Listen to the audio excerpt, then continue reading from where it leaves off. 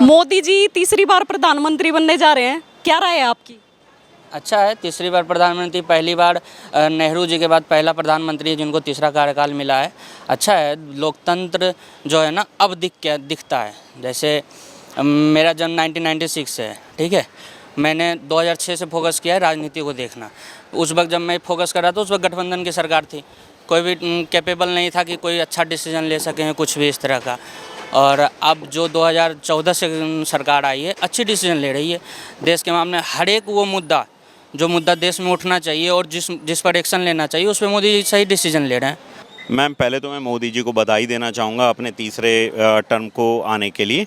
और मोदी जी जैसा प्रधानमंत्री शायद हमारे देश की बहुत बहुत ज़्यादा खुशकिस्मती है कि वो हमारे बीच में आए और उनको इतने वोट मिले और दोबारा प्रधानमंत्री हमारे बीच में ऐसा आएगा जो हमारे देश की प्रगति, शासन और एक कार्यकुशलता का नमस्कार, मैं रश्मि कौशिक और आप मेरे साथ देख रहे हैं सनसनी रिपोर्टर।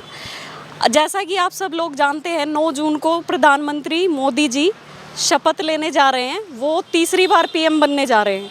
आइए इस पर जानते हैं जनता की क्या राय है। क्या नाम है सर आपका? मैम, मेरा नाम संजीव सेठी है और मैं यहाँ मार्केट में शॉपकीपर हूँ, डीसी चौक मार्केट में। RS ज्वेलर्स के नाम से मेरा शोरूम है।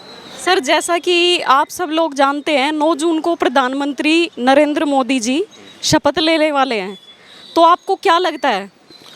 मैम, पहले तो मैं मोदी जी को बधाई देना चाहूँगा अपने तीसरे टर्म को आने के लिए। और मोदी जी जैसा प्रधानमंत्री शायद हमारे देश की बहुत बहुत ज़्यादा खुशकिस्मती है कि वो हमारे बीच में आए और उनको इतने वोट मिले और दोबारा प्रधानमंत्री हमारे बीच में ऐसा आएगा जो हमारे देश की प्रगति, शासन और एक कार्यकुशलता का प्रतीक बनेगा। सर, अयोध्या में हार गई है बीजेपी, इसके पीछे क्या कारण है? देखिए मैम, अयोध्या में बीजेपी नहीं हारी है। कुछ लोगों के हो सकता है, हर जगह देखिए हर बंदा हर एक को संतुष्ट नहीं कर सकता, लेकिन उनके कारण कुछ कमियां रहीं वहाँ पर शासन की या प्रशासन की। राम मंदिर बना, बहुत बढ़िया काम किया मोदी जी ने, योगी ने बहुत बढ़िया काम किया कि राम मंदिर बनवाया। लेकिन वहाँ का जो कैंडिडेट था वो मेरे ख्याल से इतना पूर्ण नहीं था कि जनता की मांगों पे, या उसने काम कोई पहले ऐसा नहीं किया या उसकी छवि जनता के बीच में ऐसी नहीं रही जिसके कारण वो अयोध्या की सीट जीत नहीं पाए। और इसका कारण थोड़ा सा वहाँ की जो एक नगर पालिका या कुछ ऐसा सुनने में भी आया है कि राम जो एक मार्ग को चौड़ा करने के लिए मकान तोड़े गए या गलियाँ तोड़ी गई, मस्जिद तोड़ी गई, या थोड़ा सा वो देखिए विकास होता है तो नेचुरली हर चीज़ को चाहिए होती है। एयरपोर्ट तभी बनेगा जब जगह मिलेगी, मंदिर तभी बनेगा जब जगह मिलेगी। मस्जिद के लिए भी उन्होंने जगह दी, तो एक इनको अगर ज़रा सी जगह थोड़ी सी देनी पड़ी तो उसमें मेरे ख्याल से उसका मुआवजा भी इनको मिला, इनको जगह भी मिली। तो ऐसा कुछ नहीं था। एक लोकल कैंडिडेट जो वहाँ लड़ा लोकसभा का, उसकी इतनी ज़्यादा कुछ कार्यकुशलता या कार्यशैली में विश्वसनीयता नहीं थी जिसके कारण लोगों को वो एक अपने काबू में कर पाए, ये वोट जुटा पाया।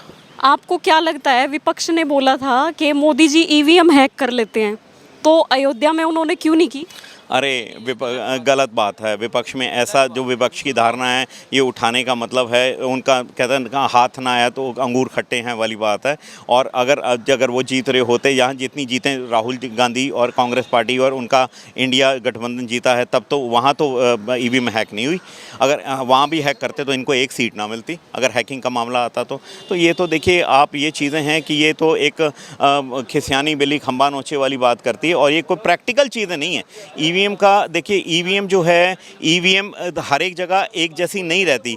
आज अगर दिल्ली में काम कर रही है तो कल ईवीएम बिहार में काम कर रही होगी, बिहार में काम कर रही है तो अरुणाचल प्रदेश में भी वही ईवीएम लगेगी। तो ऐसा नहीं है कि जहाँ पर जो है कि मोदी जी ने ईवीएम को हैक कर लिया या ईवीएम के कारण उसका ऐसा सीटें आई। अगर ईवीएम को हैक कर रहा होता तो उनकी एक भी सीट पर विपक्ष के पास ना जाती। चाहिए सर, लोगों का कहना है कि जो मोदी जी हैं उन्होंने ये नारा उनके लिए ये नारा लगाया था कि जो राम को लाए हैं हम उनको लाएंगे, लेकिन वो अयोध्या में ही हार गए। देखिए, मैंने आपको पहले ही बताया इस चीज़ का, इसके बारे में कि जो अयोध्या में हारना कोई हार नहीं है। वो अयोध्या में एक व्यक्तित्व वाला बंदा, मेरे ख्याल से लल्लू सिंह करके नाम का कोई व्यक्ति था जो खड़ा हुआ है। As per the best of my knowledge, मैंने जितना पढ़ा कि उसकी जो एक राजनीतिक बैकग्राउंड और एक राजनीतिक कार्यशैली जो ऐसी नहीं थी जिसके कारण कि वो अपनी सीटों को, अपनी वोटों को अपना कैप्चर कर सकता। सिर्फ राम जहाँ देखिए वोट उसको पड़ता है, लोकल कैंडिडेट को भी वोट जो वहाँ रहता है उसको पड़ता है जहाँ काम किया हो, थोड़ा काम किया हो, जनता के बीच में बैठा हो, जनता से उनके सुख दुख में मिला हो, तो वोट ज़्यादा मिलते हैं। वो आदमी मेरे ख्याल से ऐसी उसकी व्यक्तित्व में ऐसा बात नहीं थी कि जनता उसको वोट देती।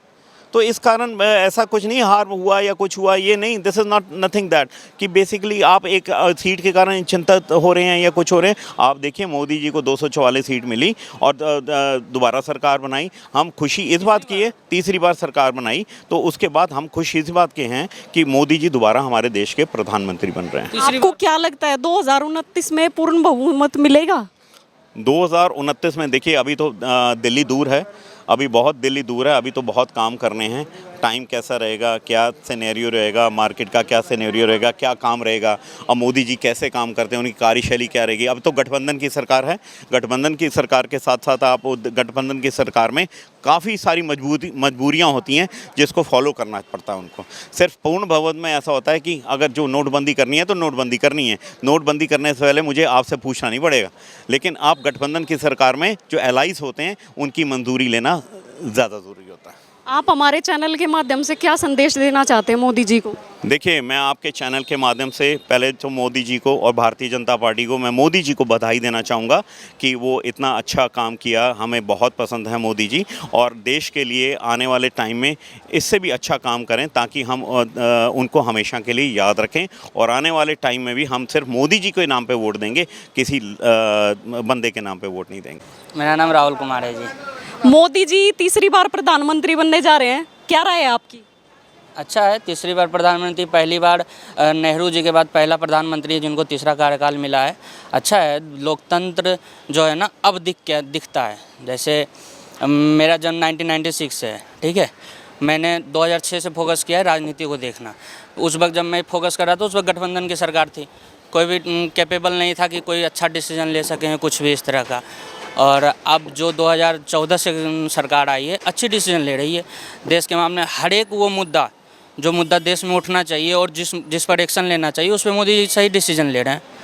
मुद्दा तो महंगाई और बेरोजगारी का भी उठना चाहिए, उस पर विपक्ष कह रहा है कि महंगाई और बेरोजगारी बढ़ गई है मोदी जी के राज में। आप क्या कर रहे हो? आप क्या करते हो? आपका सोर्स ऑफ इनकम क्या है ये बताओ। इनका सोर्स ऑफ इनकम क्या है, इसका सोर्स ऑफ इनकम क्या है? ये बड़े हैं हमसे, ये बुजुर्ग हैं, ठीक है, हमसे ज़्यादा इन्होंने देखा है। मैं तो नहीं देख रहा हूँ कहीं बेरोजगार है लोग। 2014 के बाद अपने स्टार्टअप का नाम सुना है, उससे पहले अपने स्टार्टअप का नाम सुना है? एक दो स्टार्टअप आया था जो कि लोग जान भी नहीं रहे थे। फ्लिपकार्ट आया था, बहुत कम लोग जानते थे। फिर नेट आया, जियो आया, लोग फ्लिपकार्ट पर आना शुरू हुए, वो स्टार्टअप था, ठीक है। अमेजन स्टार्टअप है जो दूसरे देश का इस देश में लाया गया। फ्लिपकार्ट यहाँ का स्टार्टअप है जो 2014 के बाद फेमस हुआ, ठीक है। रैपिडो यहाँ का स्टार्टअप है जो 2014 के बाद फेमस हुआ। ये सब स्टार्टअप को कौन लाने वाला है? देश का गवर्नमेंट है ना। वो गवर्नमेंट कौन है? मोदी है। हम तो ये तो नहीं बोल सकते ना कि राहुल गांधी ने ले आया। राहुल गांधी भारत जोड़ो यात्रा निकाल दिए, चलो अच्छी बात है, युवाओं को जोड़ रहे हैं, अच्छी बात। अभी उनको सीखने की ज़रूरत है, अभी सीखें 10 साल। अभी वो संसद में बैठ के उठपटांग हरकतें करते हैं, 2 साल 2 महीने के लिए बाहर कर दिया जाता है। कोर्ट में जाते हैं, 2 साल की सज़ा मिल जाती है। सुप्रीम कोर्ट तो तरस खा के उनको दे दी। मैं तो रहता सुप्रीम कोर्ट नहीं देता उनको कि भाई तुझे 2 साल झेलना पड़ेगा। उनके बारे में आपका क्या कहना है? उन्होंने अभी महिलाओं को 1 लाख रुपए देने की बात कही थी जीतने के बाद, तो उस बारे में क्या राय? एक बात बताता हूँ, आप ना नेताओं के ऊपर मत जाओ, और नेताओं को खंडन नेताएं ही करते हैं। स्मृति ईरानी का ना स्मृति ईरानी सुधांशु त्रिवेदी का एक कोट है, 1 लाख रुपया हर एक महिला को दिया जाएगा। अगर मैं ऐसे ही जोड़ लेता हूँ कि हर एक महीने या हर एक साल का था, मैं नहीं पता, मुझे पता शायद हर एक महीने का है कि 1 लाख रुपया हर एक महीने दिया जाए। अगर 30 करोड़ महिलाएं हैं, ठीक है, 30 करोड़ लाख दिया जाएगा। आप उसको नंबर में फिगर कर लो, ठीक है। अगर वो पूरे साल दिया जाएगा ना, भारत का जीडीपी से ज़्यादा हो जाता है। ये स्मृति ईरानी का जोड़ा हुआ बंद मैं बता रहा हूँ, भारत के जीडीपी से ज़्यादा हो जाता है। भारत की जीडीपी कितना है? 3 ट्रिलियन है या 4 ट्रिलियन अभी पहुँचने वाली है। इतना पैसा दिया जाएगा ना, तो राहुल जी का घर पैंट बिक जाएगा। आप मोदी जी के विरोधियों को क्या बात कहना चाहेंगे? देखिए, मैं कहना चाहूँगा एक अच्छे विपक्ष के रूप में संसद में बैठें, उनको जो गलत डिसीजन है उस गलत डिसीजन पे रोकें, जो सही डिसीजन है उस सही डिसीजन पे साथ दें, यही कहना चाहूँगा, इससे ज़्यादा नहीं। ऐसे नहीं कि संसद में ताली बजाने के साथ साथ चप्पल ईंटा भी चलाना शुरू कर दें। राम मंदिर के निर्माण के बाद भी अयोध्या में हार हो गई बीजेपी की। देखिए ये वहाँ का क्या मैटर हुआ ये मुझे पता नहीं चल रहा है, अभी तक मैं भी इस पर सोच रहा हूँ तो मुझे समझ में नहीं आ रहा है राम मंदिर। लेकिन मैं ये बताना चाहता हूँ, ये पहला नेता है जिसने सांस्कृतिक रूप से भारत को ऊपर चढ़ाया, ठीक है। आप ऐसे सोचो कि हम लोग आज तक या सब लोग चिल्ला रहे थे कि राम मंदिर बनना चाहिए, राम मंदिर बनना चाहिए, राम मंदिर बनना चाहिए। राम मंदिर बन गया, बीजेपी ने सीटें कम ले आई, अयोध्या में हार गया, ठीक है। मुद्दा ये है कि देश सिर्फ पैसे से ऊपर नहीं चलता है, इकोनॉमी पावर से ऊपर नहीं जाता है, उसे सांस्कृतिक पावर भी चाहिए, ठीक है। आप अगर कहीं जा रहे हो, अगर आप बोलते हो ना कि मैं हिंदू हूँ, आप यूएई जाओ, यूएई में दुनिया का शायद दूसरा ये पहला सबसे बड़ा मंदिर बना है, ठीक है। वहाँ के जो शेख लोग हैं उन्होंने ही बनवाया है, बीएपीएस को दिया है, मतलब उन लोगों का भी योगदान है। क्या हुआ, ये सांस्कृतिक पावर होता है कि हमारा देश, हमारा हिंदू धर्म एक दूसरे देश में जाके बहुत बड़ा मंदिर स्थापित कर रहा है। आप इस चीज़ को ध्यान दो। ये प्रधानमंत्री ऐसा है जो सांस्कृतिक power, economic power, cultural power, हर एक फील्ड में देश को ऊपर ले जा रहा है। बिजनेस में आप देख लो, आप टॉप 10 निकाल लो तो उसमें 3 भारतीय हैं। टॉप 10 अगर बिजनेस में निकाल रहे हो पूरे वर्ल्ड में रैंकिंग में 3 भारतीय हैं, अंबानी, अडानी और एक शायद एक कोई है, ध्यान नहीं आ रहा है। 3 भारतीय हैं। आज से पहले आप बता लो सिर्फ अंबानी होता था। आप हिंदू के रैंकिंग में चले जाओ, हिंदू कहाँ पहुँच चुका है आज। हाँ, अगर मैं कल्चरल पावर में देख रहा हूँ, मैं हिंदू मुस्लिम नहीं कर रहा हूँ, मैं कल्चरल पावर में देख रहा हूँ, हिंदू कहाँ पहुँच चुका है आज, आप देखो। लेकिन विपक्ष वालों का कहना है कि मोदी जी के राज में अमीर और अमीर होता जा रहा है, लेकिन गरीब और गरीब होता जा रहा है। अगर मैं विपक्ष को बैठा दूं उस वक्त भी यही होगा, ठीक है। मैं उसको, राहुल गांधी को आप 20 साल दे दो, उस वक्त भी अमीर और अमीर होंगे, गरीब और गरीब होंगे, ठीक है। चुनाव का जब मुद्दा उठा, जब राहुल गांधी ने रैली करना शुरू किया, उस वक्त अंबानी अडानी का मुद्दा क्यों नहीं उठा रहा था? उठाता ना, वो नहीं उठाया। हाँ, मोदी जी तो ये भाषण में बोले भी कि अंबानी अडानी का मुद्दा क्यों नहीं उठा रहे हैं। राहुल गांधी किसी भी मंच पे, अब दिखा दो मुझे क्लिप, किसी भी मंच पे अंबानी अडानी का मुद्दा नहीं उठाया, क्योंकि उनको पता है कि मैं अगर इस मुद्दे को उठाऊंगा तो मेरी सत्ता चली जाएगी, ठीक है। और ये जो है ना कि अमीर और अमीर होते जा रहा है, गरीब और गरीब होते जा रहा है, कोई गरीब गरीब नहीं होते जा रहा है, ठीक है। मैं आज से 4 साल पहले ना 200 के जूते पहन रहा था, आज मैं 600 का चप्पल पहन के चल रहा हूँ, ठीक है। मैं यूपीएससी का तैयारी कर रहा हूँ, मैं बेरोज़गार खुद को नहीं मान रहा हूँ, तो मैं गरीब कहाँ से हुआ? मैं जान रहा हूँ कि 2014 से मेरी इनकम बढ़ गई है, मेरी कमी नहीं है, तो मैं गरीब कैसे होते जा रहा हूँ और आगे बढ़ती जाएगी, चाहे कांग्रेस आए चाहे बीजेपी रहे, ठीक है। आप काम करोगे, आप ऊपर जाओगे, ठीक है। अमीर और अमीर कैसे बनते जा रहा है? आप ना, मैं स्टार्टअप का कुछ नाम बताता हूँ, आप उसमें सर्च मारना, वो $1 बिलियन की कंपनी बन गई है। एक बाव मोमोज है, फूड की कंपनी है, मोमोज बनाती है, आप नाम सुने होगे, नहीं सुने होगा, वो मोमोज बनाती है, वो जीरो से उठी, ठीक है। और 2014 के बाद उसका स्टार्टअप हुआ। फिर एक ला पिनो पिज्ज़ा है, ठीक है, वो भी जीरो से उठा, एक काट से उठता है और ऊपर जाता है, वो भी गरीब था, एक काट लगाया। वो मोमोज भी गरीब था, एक छोटे से मॉल में छोटा सा दुकान खोला, उसने अपने माइंड सेट से स्टार्टअप को ऊपर ले गया। शार्क टैंक में आप देखोगे ना, शार्क टैंक में बहुत सारे ऐसे स्टार्टअप भरे हुए हैं जो गरीबों ने शुरू किए हैं। कोई अमीर आके नहीं, अंबानी आके शार्क टैंक में नहीं बोलता है, गरीब लोग बोल रहे हैं, वो जाके ऊपर उठ रहे हैं। आप अपने थिंकिंग बदलो, अमीर की लिस्ट में आप भी आ जाओगे। आप थिंकिंग हटा लोगे, हम गरीब की लिस्ट में आ जाओगे। आप क्या सोचते हो ना, ये डिपेंड करता है कि आप कहाँ पहुँचोगे। केजरीवाल के बारे में क्या राय है आप? स्टेट के लिए अच्छे हैं, सेंट्रल के लिए अभी योग्यता नहीं हासिल किए हैं, ठीक है। स्टेट के लिए वो सही हैं। मैं हॉस्पिटल जाता हूँ दिल्ली में तो देखता हूँ हॉस्पिटल का उन्होंने अच्छा व्यवस्था किया है। मैं स्कूल नहीं जाता हूँ तो मुझे स्कूल का कोई पता नहीं है। ट्रांसपोर्ट में उन्होंने अच्छा काम किया, महिलाओं को दिया आरक्षण, उसमें उन्होंने बेहतर काम किया। ऐसा करना चाहिए, हर एक वर्ग को ऊपर लाना एक स्टेट का काम है, तो उन्होंने किया। लेकिन मैं सेंट्रल के लिए नहीं मांगता हूँ कि केजरीवाल अच्छे हैं। सेंट्रल के लिए क्यों नहीं अच्छे हैं? मैं बताता हूँ सेंट्रल के लिए क्यों नहीं। पहले नंबर, केजरीवाल की पार्टी इतनी बड़ी नहीं है कि पूरे देश में वो सत्ता हासिल कर सके। सेंट्रल या स्टेट कहीं भी एक पार्टी होना चाहिए, मजबूत विपक्ष होना चाहिए, और पक्ष पार्टी भी मजबूत होना चाहिए, ठीक है। 2 बार बीजेपी आई, मजबूत सत्ता लेके आई, इस बार भी आई 240 सीट लेके आई है।